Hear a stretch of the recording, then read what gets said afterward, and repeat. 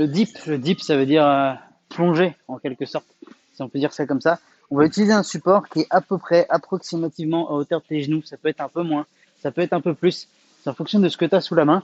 Là, il y avait un banc pas loin, il y avait un banc de muscu. J'ai pris un banc de muscu. On va s'asseoir sur ce support.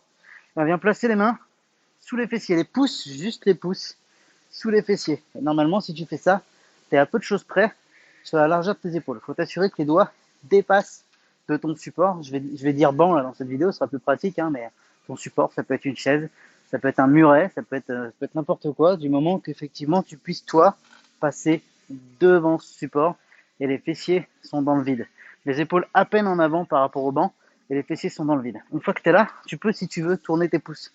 Tu peux mettre ton pouce dessus, tu peux mettre ton pouce en avant. C'est pas grave, du moment que tu risques pas de glisser. Il faut juste faire attention à ça. Que tu sois pas trop au bord et que tu risques pas de glisser.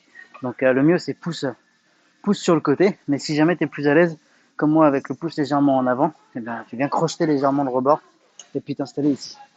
Ensuite, donc fessier légèrement en avant, c'est la position de départ. On vient plier un tout petit peu les genoux, ça c'est juste pour pouvoir maintenir le dos plat. Parce que jambes tendues, ça aura tendance à tirer derrière les cuisses et à te faire arrondir le dos.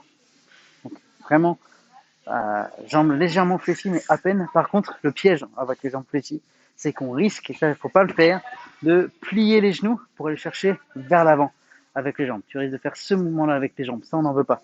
Le seul mouvement qu'il va y avoir, c'est les coudes qui se plient, on vient raser le banc, et une fois qu'on est au sol, on touche le sol si on peut même, on vient pousser sur le support pour remonter. On touche le sol si on peut, et on vient pousser sur le support pour remonter. Et tu dois sentir à chaque fois le support qui frôle le dos, et tu dois sentir quand tu es en bas, un étirement là sur l'avant des épaules. Ça veut dire que tu es allé suffisamment loin. Il faut que cet étirement il soit supportable. Il ne faut pas que tu ailles trop loin et que ça te fasse mal, mais il faut que tu ailles chercher cet étirement quand même.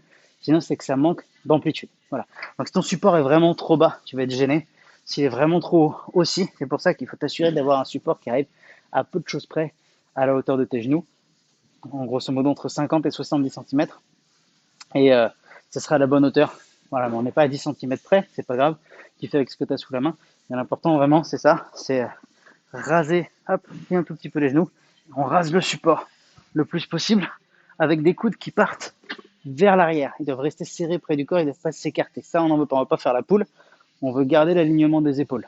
D'accord. Les dips, quand on fait des dips traditionnellement, c'est aux barres parallèles en gymnastique. Donc, on a les barres parallèles ici. Il faut imaginer que tu fais ça comme exercice.